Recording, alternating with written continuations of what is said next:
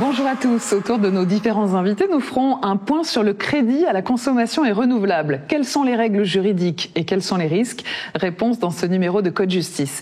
Nous ferons également un 360 degrés sur le cadre juridique de l'e-réputation, un domaine qui devient de plus en plus stratégique, et sur les moyens aussi de préserver cette e-réputation ou la restaurer. Mais avant tout ça, je vous propose de démarrer cette émission par les modes de rupture des relations commerciales, les règles, les abus. Alors bienvenue sur le plateau de l'émission Code Justice, la web télé d'information, de repères et de décodage juridique.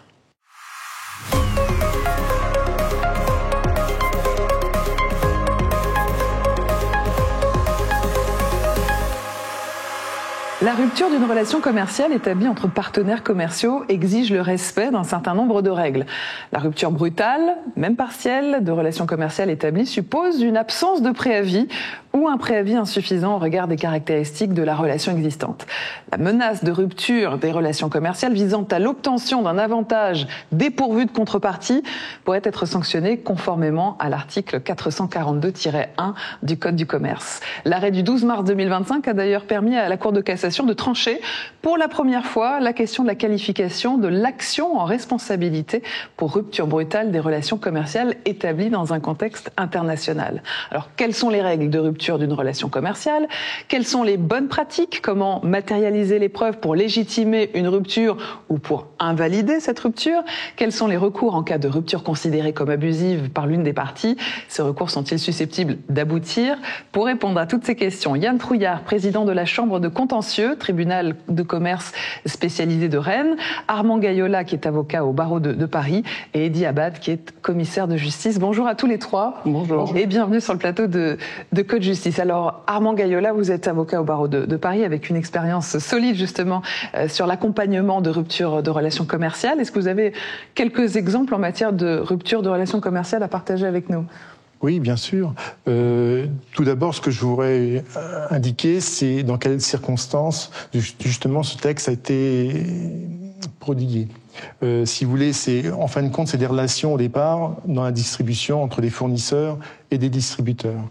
Et ce qui se passait, c'est que le fournisseur, qui était une petite société par rapport à un distributeur qui était une grosse entreprise, se faisait livrer des produits par ce fournisseur et au bout d'une quinzaine d'années, par exemple, si vous voulez, décidait de rompre la relation de contractuel avec le fournisseur. Or, le fournisseur faisait à peu près 60% ou 70% de sa production avec le distributeur. Et donc, cette relation, il rompait avec un préavis qui était assez court. Et pourquoi? Parce qu'il voulait vendre d'autres produits. Et donc, ce qui s'est passé, c'est que la petite entreprise de production se retrouvait pénalisée.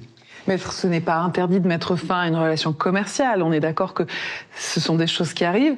Ce qui est reproché, c'est le délai, c'est la question du délai qui est importante, du préavis. Exactement. C'est-à-dire que le législateur a considéré qu'on pouvait rompre, bien sûr, une relation commerciale et un contrat de distribution, un contrat de fourniture, mais par contre, il fallait respecter un préavis suffisamment important pour permettre à l'entreprise petite de pouvoir se restructurer, soit retrouver des nouveaux clients, soit vendre à quelqu'un d'autre, soit arrêter dans des bonnes conditions le contrat qui était établi et la relation qui était établie. Le préavis n'est pas indiqué dans le contrat, il n'est pas prévu?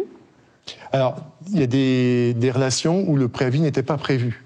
Ça peut être, par exemple, les contrats oraux où il n'y avait pas de contrat cadre qui organisait la distribution et la relation.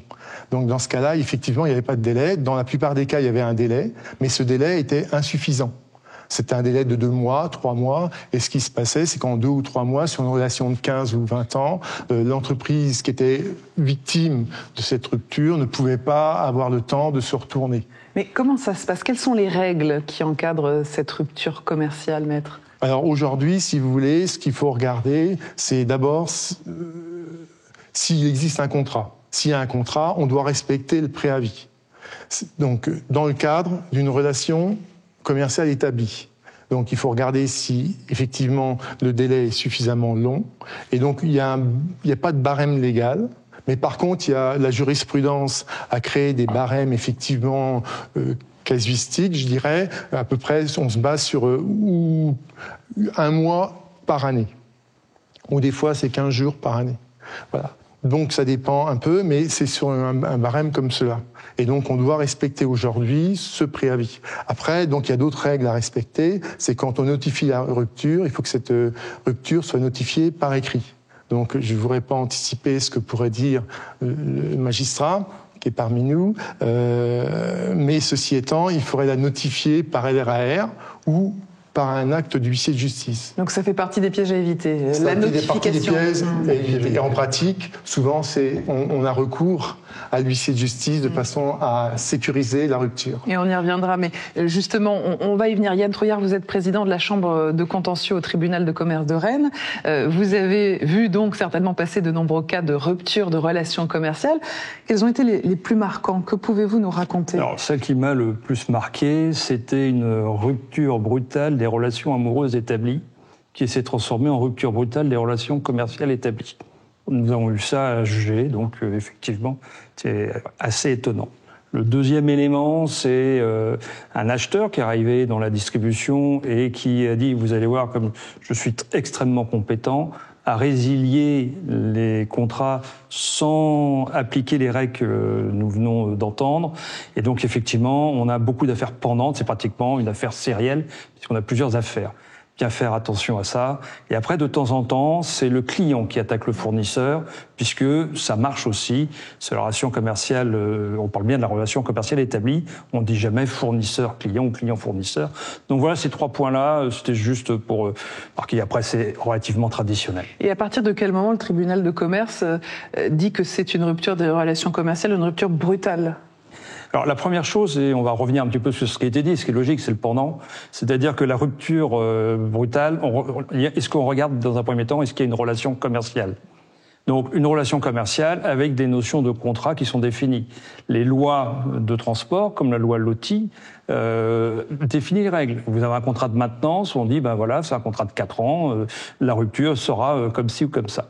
Et donc on va gérer, donc voir si c'est de relation commerciale. Après on parle d'une relation commerciale établie. Qu'est-ce qu'on entend par établie ? Est-ce qu'elle a duré suffisamment longtemps ? Une relation commerciale de 15 jours ne va pas être une relation commerciale établie. L'intensité, c'est pas la même chose si vous êtes fournisseur, si EDF est votre fournisseur, ou si on est en c'est 1% ou 100%, on va voir les choses différemment. Et le dernier élément très important est le fait de la probabilité que la relation perdure. C'est-à-dire que vous avez des appels d'offres tous les ans, vous les gagnez tous les ans depuis 20 ans, mais vous savez qu'à la fin de l'année, de toute façon, ça sera remis en cause. Donc on ne va pas pouvoir venir utiliser l'article 442.1. Et quels sont les éléments particulièrement préjudiciables alors ? Alors, il y a 3 points. Le premier point, c'est comment je matérialise la rupture. La lettre recommandée, c'est de la jurisprudence constante, la lettre recommandée avec accusé de réception. J'insiste là-dessus parce qu'on l'a pas toujours. Un mail n'est pas suffisant. Le deuxième point, c'est le délai. On a parlé tout à l'heure d'un délai suffisant. Alors effectivement, le juge est souverain pour définir la notion de d'éléments normal dans la rupture. Donc on est souvent, et ça je l'invite aussi à retenir ces éléments-là, d'1 mois par année d'ancienneté, plafonné à 18 mois. C'est ce que nous disait tout à fait. L'avocat du plateau. Ce qui est logique, on est dans les mêmes éléments, on doit recevoir ces éléments-là. Si ces éléments ne sont pas là, c'est qu'effectivement, l'avocat a peut-être oublié quelques éléments. Et le troisième point, j'insiste là-dessus, moins connu, qui est la notion de l'attestation de l'expert comptable pour déterminer le préjudice.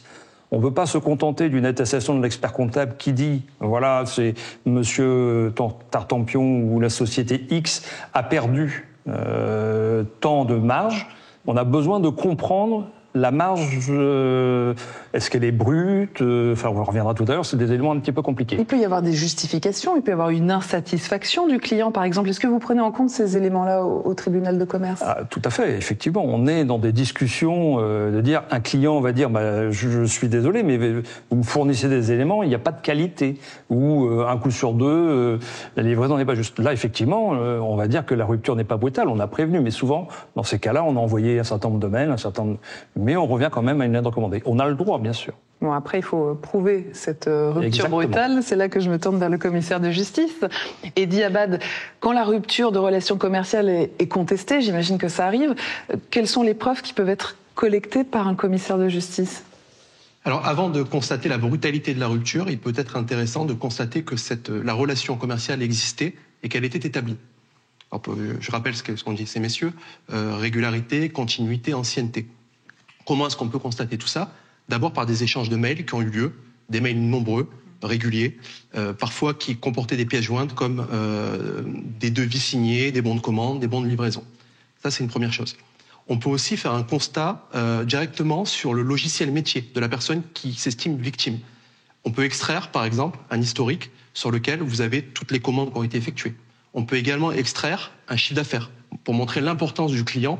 Vous parliez d'intensité tout à l'heure. Montrer cette intensité-là en montrant régulièrement que ce client pesait beaucoup.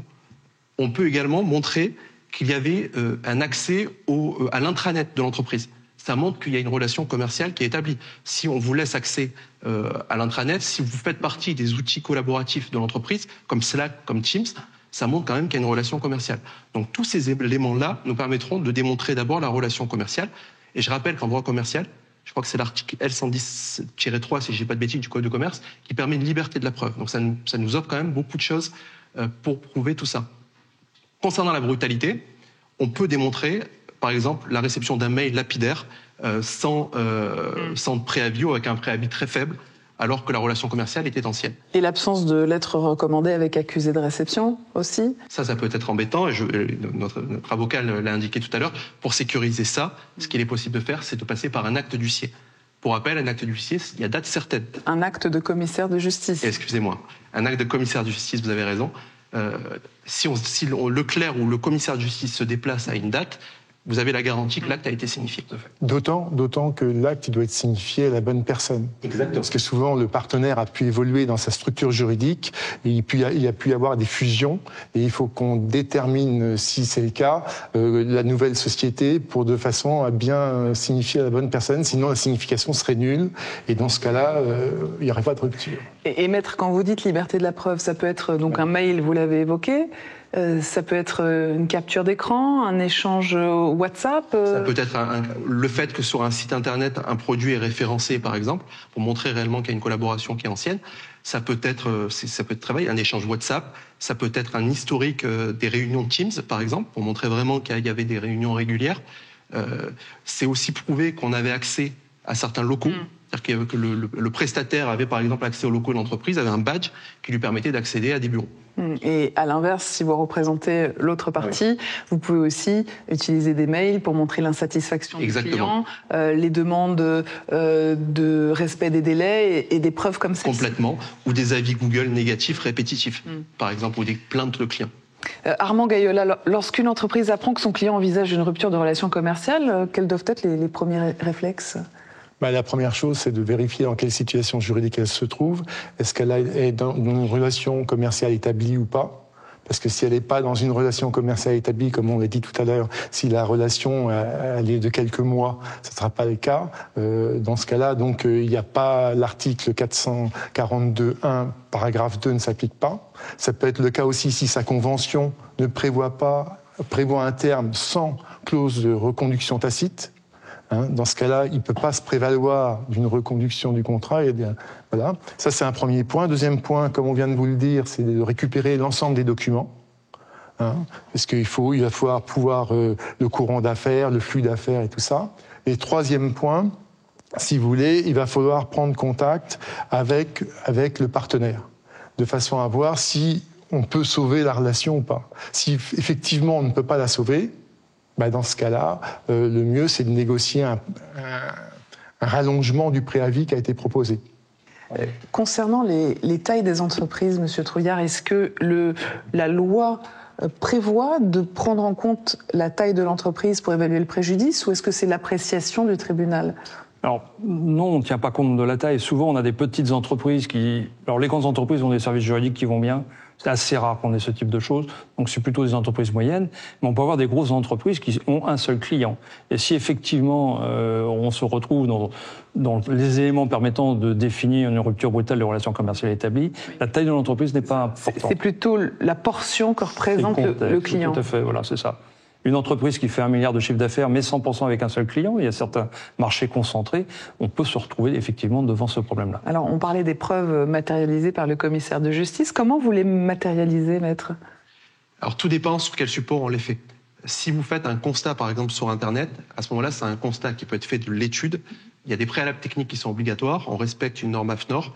Je vais résumer, mais en gros, on efface l'historique, on efface les caches, les cookies, on synchronise l'horloge. Tout ça, ce sont des éléments obligatoires avant de faire le constat. Une fois qu'on est sur le site Internet, par exemple, pour constater le référencement de produits ou le déréférencement de produits de manière brutale, on le fait, on fait des captures écran, on décrit ce qu'on voit et on a un procès-verbal de constat. Quelle est la différence ? Moi, je peux faire moi-même des captures d'écran, je peux moi-même produire des mails que j'ai reçus ou que j'ai envoyés. Pourquoi et qu'est-ce que ça change de passer par un commissaire de justice pour encadrer ces preuves-là ? On a vu fleurir sur les réseaux sociaux et sur Internet beaucoup de photos qui ont été très bien faites et qui étaient trafiquées. La bourse de New York s'est effondrée parce qu'il y avait une photo du Pentagone sous les flammes. Donc tout ça pour dire qu'aujourd'hui, tout peut être trafiqué. L'avantage d'avoir un procès-verbal de commissaire de justice, c'est la fiabilité. Le commissaire de justice est officier public et ministériel. Ces constatations font foi jusqu'à la preuve contraire. Elles ont une présomption de vérité. Comment vous faites pour être certain qu'une photo, qu'un mail, qu'une capture d'écran n'a pas été trafiquée ? Alors la photo, souvent, c'est moi qui la prends. Donc du coup, je suis sûr de sa source. Pour le reste, on décrit le cheminement. C'est-à-dire que si on fait un constat, on extrait des informations, par exemple, sur un logiciel, on décrit pas à pas la manière dont l'information est extraite. Et parfois, quand c'est vraiment très technique, on est accompagné par un expert et on suit pas à pas ce que fait l'expert. Ça devient de plus en plus compliqué, alors de plus en plus difficile. Pas forcément, mais en tout cas, il faut être vigilant. Armand Gaillola, en cas de désaccord dans le cadre d'une rupture de relation commerciale, est-ce qu'il est forcément préférable de trouver un accord amiable ? Je dirais que oui. C'est toujours mieux de s'entendre à l'amiable pour plusieurs raisons. D'abord parce que ça coûte moins cher, en principe. Pas forcément pour celui qui est à l'initiative de la rupture. Non, mais pour celui qui en est victime et même pour celui qui a l'initiative de la rupture, c'est le cas aussi, puisque ça va éviter éventuellement un procès. Un procès, c'est déjà une perte de temps. C'est long, c'est coûteux. C'est coûteux. Et en plus de ça, il y a un nouvel élément qui rentre en ligne de compte, je dirais aujourd'hui, c'est la confidentialité. C'est-à-dire que quand on fait un procès, maintenant, tous les procès sont sur des bases de données. Et les bases de données sont consultables. Et donc, ça donne une mauvaise réputation. On parlait tout à l'heure de la irréputation. On est un peu dedans. Vous voyez, on avance. Ça donne un mauvais... Donc, le mieux, c'est de négocier à l'amiable. Voilà, si on peut, mais il faut que le partenaire donc, soit de bonne foi. Et s'il n'y a pas de possibilité de négocier amiable, dans ce cas-là, il faut faire un recours contentieux. Et à partir de quel moment cette rupture de collaboration est abusive, maître ? Elle est abusive à partir du moment où, si vous voulez, vous n'avez pas respecté le préavis, un délai de préavis raisonnable. Et qu'elle n'est pas motivée par des... Alors, la motivation, c'est autre chose. C'est vrai, ce que vous dites est juste, vous avez raison de l'évoquer. En principe, en droit pur, on n'a pas besoin de la motiver. Mais dans les faits, on motive tout le temps. On motive tout le temps et c'est par rapport à cette motivation qu'on va voir si, par exemple, c'est lié à un cas de force majeure ou pas. Parce qu'attention, il y a quand même, on n'a pas encore dit cela ici autour de la table, mais il y a 2 cas où cette réglementation ne s'applique pas. C'est si le partenaire invoque une faute, une inexécution du contrat. Dans ce cas-là, on ne peut pas se prévaloir de ce préavis. Et d'autre part, si jamais il y a un cas de force majeure. Voilà, ça c'est des cas qui excluent donc l'application du texte. Alors, William, si vous me permettez, je voudrais juste compléter ce que vient de dire monsieur à l'instant. Donc, au tribunal de commerce de Rennes, nous avons mis en place une procédure de conciliation et donc on envoie systématiquement les ruptures brutales des relations commerciales devant cette chambre de conciliation et ça marche très bien puisqu'on a un taux de réussite de 75%. Donc on invite les partenaires à discuter et il faut mieux que ça soit la justice des parties que la justice des tribunaux. Comment ça se passe pour une négociation? On prend un avocat, on se rencontre avec les avocats? Alors, le tribunal décide, puisque c'est lui qui décide, d'envoyer les parties devant un juge conciliateur. Donc il y a un processus qui existe de définition. Les gens se rencontrent, discutent, et en général, au bout de deux réunions, on arrive à obtenir une solution intéressante. Et de votre point de vue, la législation, elle est au point sur ces ruptures commerciales abusives ou on peut la faire encore un peu évoluer? Alors on est dans un système particulier. Il y a 8 tribunaux spécialisés, une cour d'appel qui est à Paris. Et donc petit à petit, on voit bien que les décisions dans toute la France arrivent à être à peu près normalisées. Par contre, on arrive à avoir une indemnisation de rupture sans préjudice réel. Donc on pourrait effectivement arriver à ça, puisqu'on se positionne au moment de la rupture, pas à la fin. Donc on cherche à évaluer le préjudice à ce moment-là. Il y a une absence de prise en compte de la reconversion du partenaire, c'est-à-dire qu'à un moment donné, ils ont été agiles, ils ont trouvé de nouveaux clients, et donc dans ce cas-là, il n'y a pas réellement de préjudice. Et donc il y a quelque chose qui serait à faire évoluer là-dessus. Et quand on calcule le quantum, ou en tout cas la somme qui va être attribuée, on parle de marge. Alors ça, on n'est plus sur le chiffre d'affaires, mais sur la marge. Mais on a encore des décisions en marge brute, alors qu'on devrait être sur des marges sur coût variable ou des marges sur coût évité. Donc effectivement, ces évolutions seraient souhaitables. Maître Gayola, votre sentiment sur ces évolutions ou d'autres? Moi, ce que je voudrais d'abord dire, c'est qu'il faut quand même rappeler que c'est une réglementation qui a été faite assez récemment, puisque ça date de 96, le début, et que ça n'a pas cessé d'évoluer. Donc le législateur, déjà, je pense qu'il faudrait quand même le féliciter, parce qu'il a fait évoluer le droit assez rapidement. Il y a eu beaucoup de réformes, dont la dernière en 2023, et donc il s'est adapté à des agents économiques qui ont eux-mêmes évolué dans leur position. Donc on voit qu'il y a un jeu entre les agents économiques et le droit qui évolue. Donc c'est plutôt un point positif que je voudrais rappeler. Après, pour des réformes possibles, je pense au champ d'application, par exemple. C'est vrai que ce texte ne s'applique pas aux professions libérales, par exemple. Et bon, ils ont une activité quand même qui est économique, les professions libérales, donc on pourrait peut-être voir et faire évoluer au niveau de ce champ d'application. Et après, effectivement, je rejoins donc le juge consulaire en disant qu'effectivement, on pourrait peut-être mieux définir certaines notions, tout en restant quand même assez large pour pouvoir permettre d'appréhender toutes les situations. Voilà. Le droit n'est pas figé, heureusement. Exactement. Maître, pour les commissaires de justice, vous avez d'autres idées pour faire évoluer ces lois?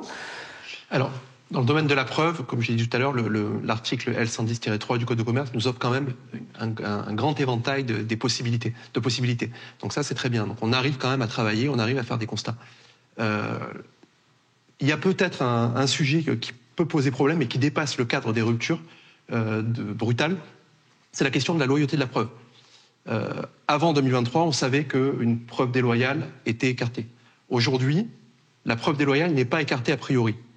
Si elle est indispensable à la recherche de la preuve et si elle est proportionnée, elle peut être acceptée par le juge. Et ça, c'est une bonne chose. Ça peut être une bonne chose, mais nous, on se retrouve avec des preuves. Alors, par exemple, quelqu'un qui vous enregistre à votre insu, on se retrouve avec cette preuve-là. Avant, on l'écartait a priori. Là, aujourd'hui, on hésite à l'accepter parce que c'est vrai que ça nous semble ça nous semble surprenant d'accepter ce genre de preuve. Alors, la Chambre nationale nous a aidés avec un guide là-dessus, mais c'est vrai qu'une clarification des textes serait appréciable. Est-ce que l'un de vous deux veut réagir? La preuve déloyale. Question piège. Non, c'est récent. Donc pour l'instant, on n'a pas les avocats ne sont pas encore saisis de la question, mais effectivement, des noms d'oiseaux volent de temps en temps sur la notion de preuve.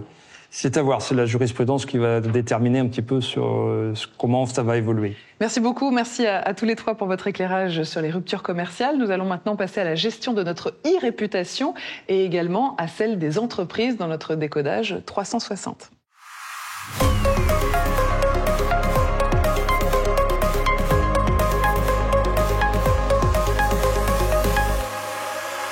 Bienvenue dans ce 360 degrés rapide sur la e-réputation. Alors l'e-réputation, c'est un enjeu capital pour les entreprises.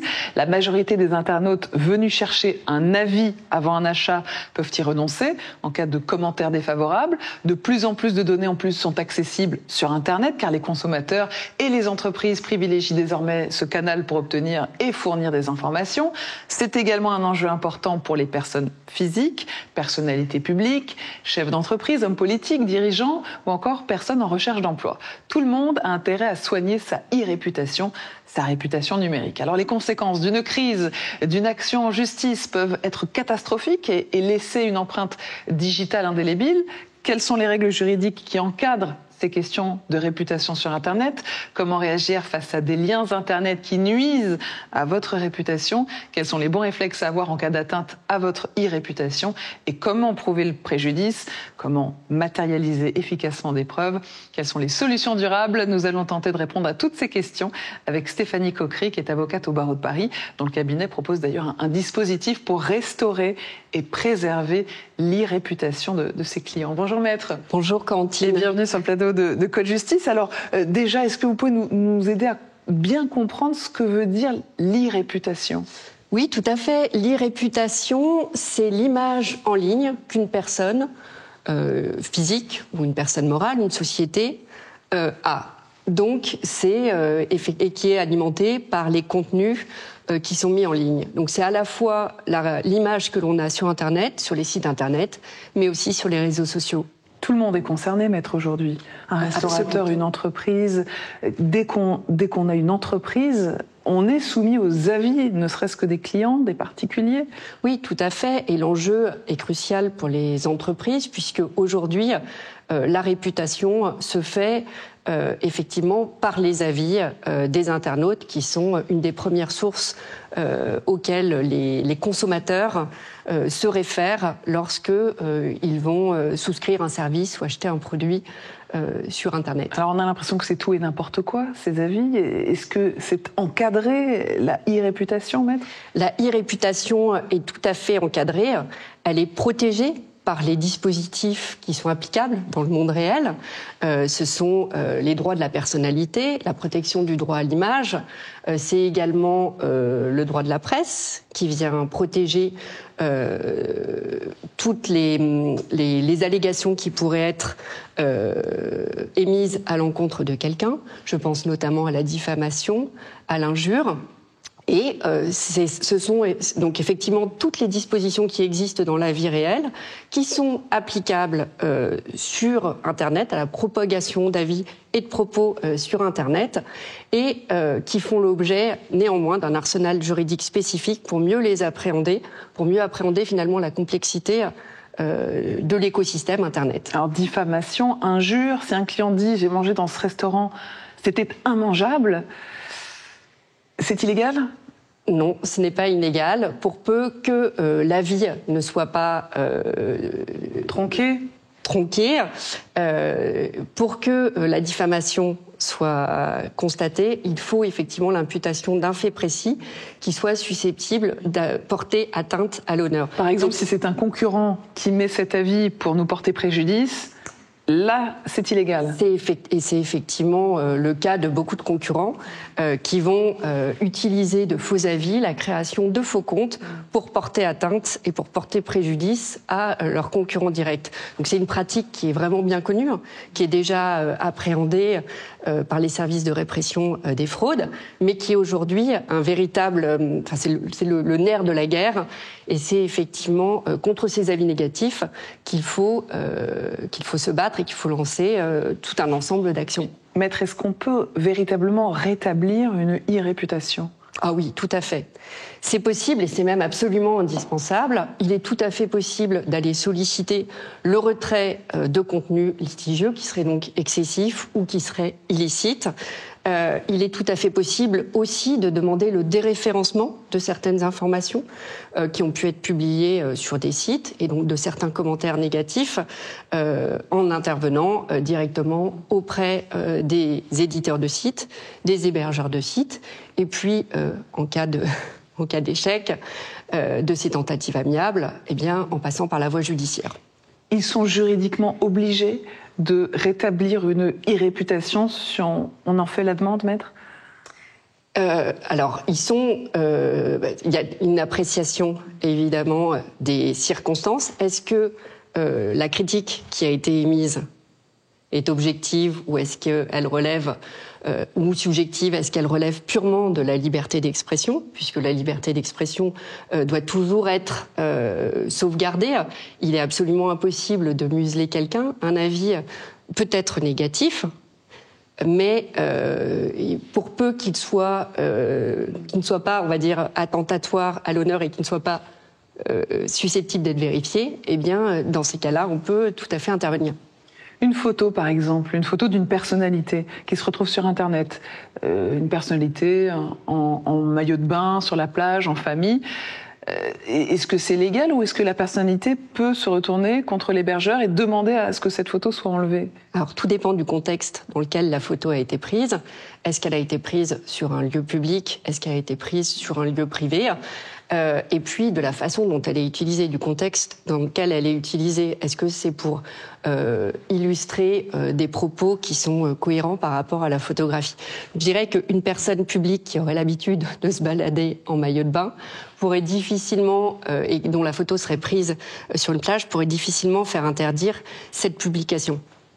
En revanche, il en va évidemment différemment si cette personne a été prise en violation, on va dire, de son consentement et dans un endroit privé. On parle souvent du droit à l'oubli. Est-ce que vous pouvez nous dire ce que ça implique en matière de e-réputation, maître, s'il vous plaît ? Le droit à l'oubli, c'est le droit, effectivement, de solliciter le déréférencement d'informations relatives à un passé qu'on a pu avoir. Je pense à une procédure de redressement judiciaire, par exemple, à une faillite personnelle, à des opinions politiques ou de jeunesse qu'on a pu avoir. Et dans ces cas-là, il est effectivement possible d'aller demander au moteur de recherche la possibilité, et même au site, de supprimer cette information avec un bémol, néanmoins, c'est que ces moteurs de recherche ne sont pas obligés de faire droit à cette demande, puisqu'il existe un droit à l'information qui peut effectivement venir faire obstacle effectivement à l'effacement de cette information. C'est le tribunal qui peut trancher dans ces cas-là ? C'est le tribunal qui peut trancher. Entre le droit à l'oubli et le droit à l'information ? Oui, le tribunal et puis éventuellement les autorités administratives lorsqu'elles sont saisies, comme la CNIL par exemple, qui peut mettre en demeure d'avoir à déréférencer une information. Alors si justement ils sont obligés de faire ce déréférencement et qu'ils ne le font pas, que se passe-t-il, maître ? Il est absolument indispensable dans ces cas-là de passer par la voie judiciaire. Il existe tout un panel d'actions qu'il est possible de mettre en œuvre. C'est éventuellement une action en référé pour obtenir que le juge ordonne le retrait d'une information litigieuse ou le déréférencement. Éventuellement, depuis la loi de 2024, la possibilité de mettre en œuvre une procédure accélérée au fond pour obtenir le retrait des informations litigieuses. Et puis, évidemment, mobiliser les autorités administratives, comme la CNIL, pour obtenir des sanctions, que des mises en demeure soient d'abord admises, et éventuellement des sanctions pécuniaires à l'encontre de ceux qui ne respecteraient pas cette obligation. On peut même aller également sur le terrain pénal, puisque lorsque des informations de type diffamatoires ou injurieuses sont publiées et sont maintenues en ligne malgré une demande de retrait, eh bien, on peut dans ces cas-là viser la complicité ou même la caractérisation de l'infraction à l'égard de l'hébergeur du site. Alors là, c'est pour le droit français, maître. On sait qu'Internet, c'est compliqué. Beaucoup d'hébergeurs sont à l'étranger. Qu'est-ce qui se passe dans ces cas-là ? Est-ce qu'on a quand même un recours ? Oui, tout à fait. Dès lors que l'infraction qui est commise, ou en tout cas que la diffusion de l'information vise un résident français ou en tout cas qu'elle porte atteinte à ses intérêts en France, eh bien, l'hébergeur est tenu de supprimer les informations et le moteur de recherche de déférencer. Comment on prouve le préjudice, maître ? Il est absolument indispensable, dès qu'une information diffamatoire ou en tout cas une information qui porte atteinte, qui dénigre un produit ou qui porte atteinte à l'image de quelqu'un est publiée, il est indispensable de procéder à une capture d'écran immédiatement, de bien prendre l'URL de l'auteur, toutes les informations pour pouvoir retrouver justement l'accès facilement à ce site. Et immédiatement, moi en tout cas c'est ce que je fais immédiatement, d'aller solliciter un commissaire de justice pour qu'il procède à un constat sur Internet et qu'il puisse apporter la preuve parfaite, puisqu'aujourd'hui encore, seul le constat de commissaire de justice est de nature effectivement à apporter la preuve parfaite. Il faut également derrière veiller à ce que la victime soit bien identifiée et éventuellement aller recueillir des attestations pour s'assurer effectivement qu'on a bien pu faire le lien entre l'information et la victime et donc l'identifier facilement. Dans votre cabinet, vous proposez justement un dispositif de défense digitale. Comment il se présente ? Qu'est-ce que vous faites ? Nous travaillons en partenariat avec une agence de communication qui est spécialisée effectivement dans la veille de toutes les informations concernant une entreprise ou une personne en particulier. Et à ce système de veille, eh bien, va se cumuler un système visant à suivre les algorithmes, à vérifier effectivement les critères de classement et à s'assurer effectivement que bien aucun commentaire, ou en tout cas si un commentaire malveillant est émis en ligne, qu'il soit tout de suite identifié. À partir du moment où un commentaire ou une information susceptible de porter atteinte à la réputation est mis en ligne, et bien dans ces cas-là, une cellule de crise s'ouvre et commence la réflexion sur la façon dont il faut traiter l'information. Faut-il répondre à un avis négatif ? Faut-il exercer un droit de réponse dans la presse ? Activer un dispositif effectivement de droit de réponse, de communiqué de presse, activer une communauté éventuellement d'utilisateurs pour répliquer, démentir, et puis derrière, évidemment, essayer de faire en sorte que l'information soit contrebalancée par des avis qui seraient contraires et évidemment très positifs. Donc veille, conseil, accompagnement. Dans quelle mesure on peut espérer un effacement justement de toutes ces diffamations sur Internet ? Dans quel délai, par exemple ?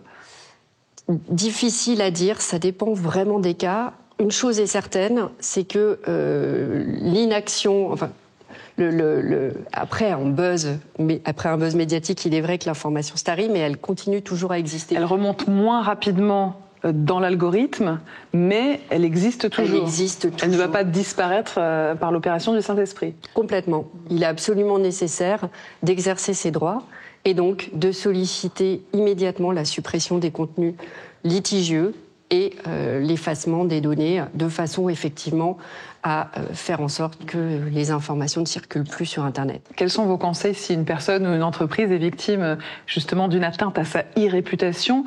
Que faut-il faire tout de suite ? Quel est le mode d'emploi ? Le premier réflexe, c'est tout de suite les captures d'écran. Je reviens à ça. Garder la trace des messages litigieux et parallèlement, tout de suite, aller voir un commissaire de justice pour procéder au constat, réfléchir à la qualification de l'information. Est-ce une diffamation ? Est-ce un dénigrement ?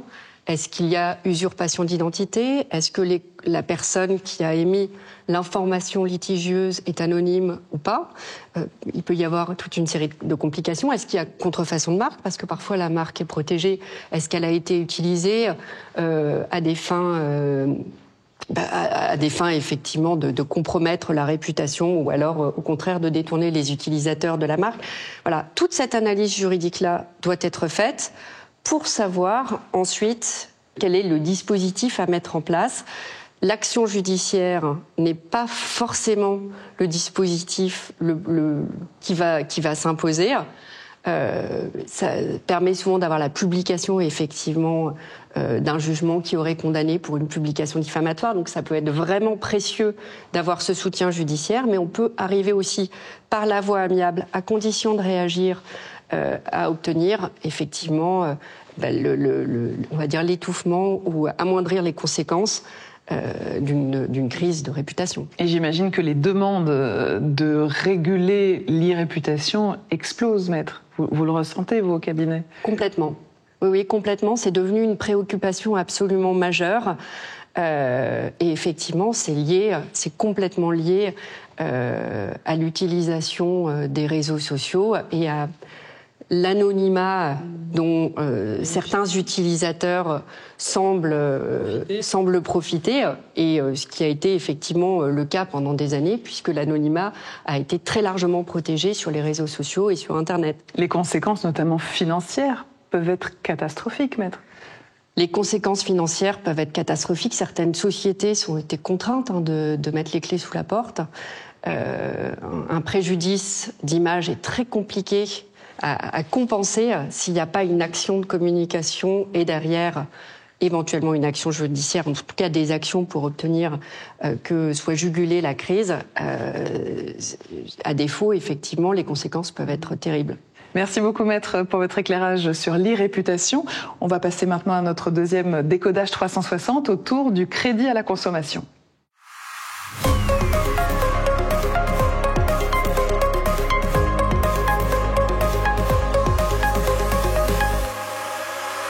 Bienvenue dans ce 360 degrés rapide sur les règles juridiques, les risques et les moyens de se protéger des crédits à la consommation.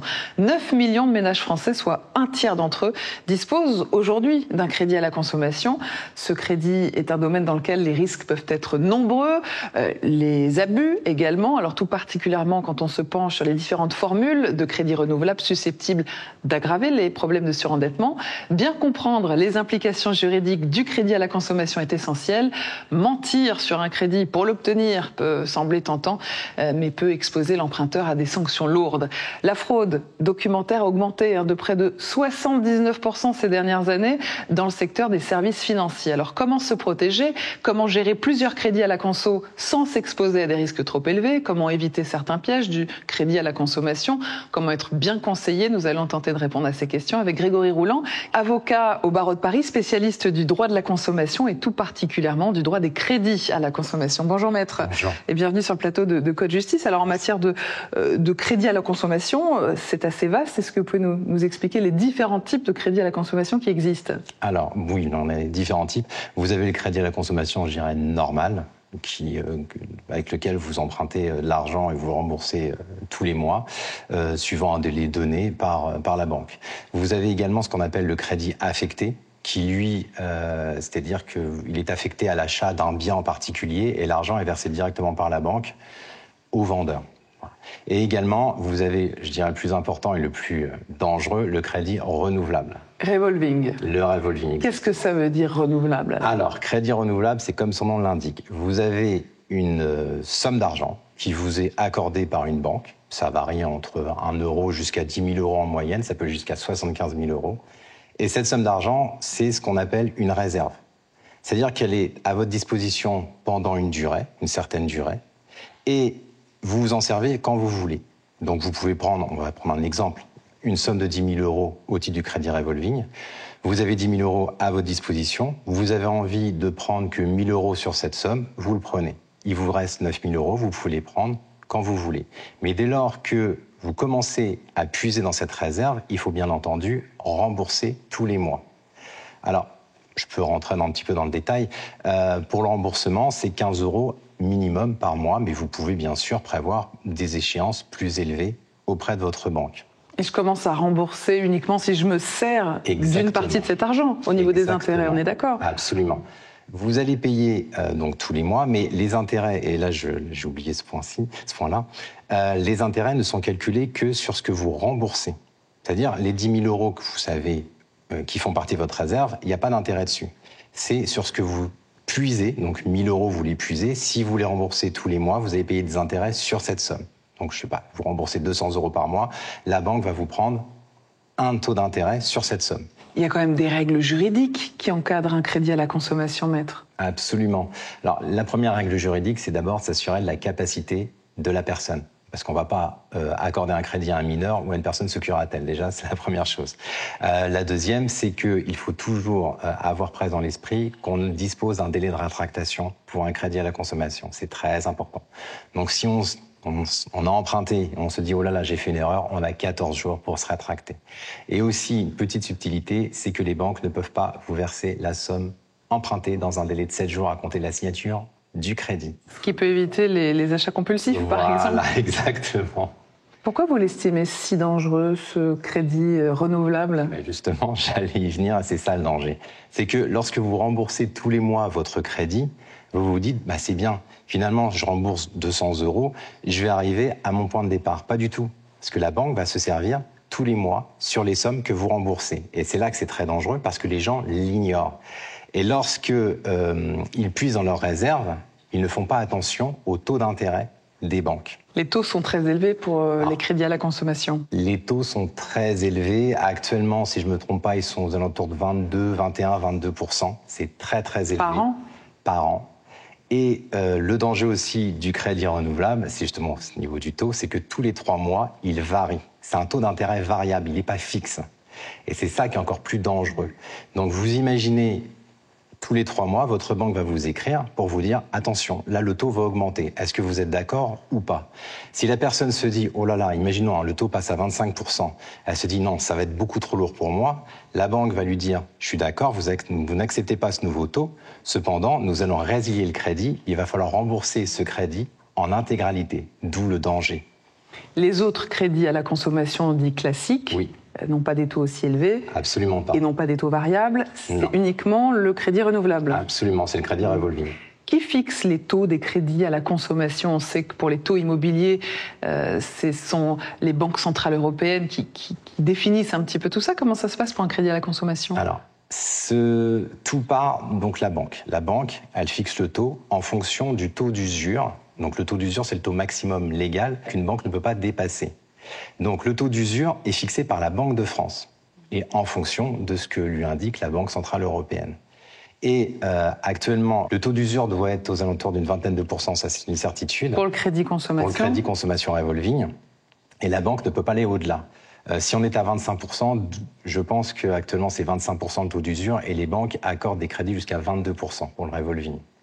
Voilà, et on ne peut pas dépasser ce taux d'usure. Et pour le crédit à la consommation classique ? Crédit à la consommation classique, les taux sont actuellement de 6 voire 7% et le taux d'usure est autour d'une dizaine de %. Qu'est-ce que les vendeurs de crédits renouvelables ont le droit de faire et que n'ont-ils pas le droit de faire ? C'est toute la difficulté. Le vendeur de crédit à la consommation, ce qu'il va faire, ce qu'il a le droit de faire, c'est d'étudier votre solvabilité. Alors, on se dit, c'est encadré. Pas vraiment, parce que la petite subtilité, c'est qu'il va vous remettre une fiche de solvabilité que vous allez remplir vous-même. Vous vous dites, voilà, mes revenus, je ne sais pas, sont de 2 000 € net. Donc c'est du déclaratif ? C'est du déclaratif. C'est ce que vous me dites. Et voilà. Contrairement à un crédit immobilier. Exactement. Vous déclarez de vous-même vos revenus et vos charges. Vous n'êtes pas obligé de dire, j'ai tant de charges. Vous voyez, c'est là la difficulté, parce que le vendeur, l'établissement financier ou le courtier n'ira pas vérifier si vous avez effectivement d'autres crédits à votre actif. Parce qu'il n'a pas l'obligation de le vérifier. Absolument. Il n'a pas l'obligation de vérifier. Il va juste vérifier vos revenus. Est-ce qu'ils sont réels ? Vous remettez bien sûr vos fiches de salaire. Là encore, il peut y avoir un abus de la part de l'emprunteur, mais il va juste se fonder sur la fiche de salaire, vos revenus. Donc si un crédit immobilier, par exemple, on n'est pas obligé de le déclarer ? Absolument pas. Si on paye un loyer de 1 500 €, on peut dire qu'on a un loyer de 700 €. Absolument. Ce sont ce genre d'abus qui arrivent. Qui prend un crédit à la consommation aujourd'hui, et notamment un crédit à la consommation renouvelable ? Toutes les personnes qui ont besoin de liquidité rapidement. Et parce que le crédit renouvelable, on vous donne de l'argent très rapidement. Sans beaucoup de justificatifs. Voilà. Sans beaucoup de justificatifs. Absolument. Donc d'où la dangerosité. Quels doivent être les bons réflexes quand on a besoin d'un crédit à la consommation ? Que nous conseillez-vous ? Alors, si on a besoin effectivement d'un crédit à la consommation, déjà, regardez son taux d'endettement. Aujourd'hui, on fixe le taux d'endettement, avant il était 33%, maintenant 35%. Donc le taux d'endettement, c'est pas compliqué, ça se calcule, c'est une division. Vous prenez vos charges que vous divisez par vos revenus nets mensuels. Et vous regardez. Donc, je sais pas, vous avez 1 000 € de charges et 3 000 € de salaire égal. Est-ce que ça fait plus de 35%? Si on voit qu'on dépasse pas ce taux de 35%, on peut effectivement songer à prendre un crédit. Mais vous savez bien que les gens qui contractent un crédit sont justement les gens qui ont besoin d'argent et qui ont parfois un petit peu la corde au cou. Voilà, et c'est là le problème. Et dans ces cas-là, ces personnes-là, leur dire de faire attention, oui, mais il faut quand même qu'elles sachent à quoi elles s'engagent. On peut se retourner contre quelqu'un si on est pris justement dans cette spirale des crédits à la consommation? Oui, on peut se retourner à la fois contre le prêteur, le courtier, l'intermédiaire de crédit ou alors la banque. On peut se retourner contre elle. Alors attention, par contre, il y a une subtilité. Il faut être très prudent. Parce que la banque va vous dire, oui, mais attention, moi, je ne suis pas responsable de vos déclarations. Donc si vous avez menti, évidemment... C'est votre problème, c'est ce que dit la jurisprudence. Après, il y a toujours, on va dire, quelques subtilités, si je puis me permettre, pour demander, même si on passe en justice, à ce que le taux d'intérêt soit annulé. On y arrive, je vous dirais, assez souvent, parce qu'il y a toujours des petites subtilités que les banques ne respectent pas. Donc qu'est-ce que ça veut dire? Que ça devient un crédit gratuit? Voilà, quasiment. On peut arriver à un crédit gratuit, mais attention qu'il faut rembourser, mais sans les intérêts. À quoi on s'expose si on a menti sur notre situation, sur nos revenus, sur nos charges, comme vous l'expliquiez tout à l'heure? Est-ce qu'on a un risque juridique? Oui, alors vous avez un risque à la fois pénal et civil. Pénal, c'est que vous pouvez être condamné. Alors, je dis bien, c'est du théorique, parce qu'au pénal, c'est très rare, exceptionnel. Au pénal, vous pouvez être condamné à une amende et à une peine de prison. Je ne l'ai jamais vu. Au civil, par contre, c'est différent. Si la banque s'aperçoit que vous lui avez menti, que vous avez triché sur vos feuilles de salaire, ça arrive, des gens donnent des feuilles de salaire qui ne sont pas les leurs.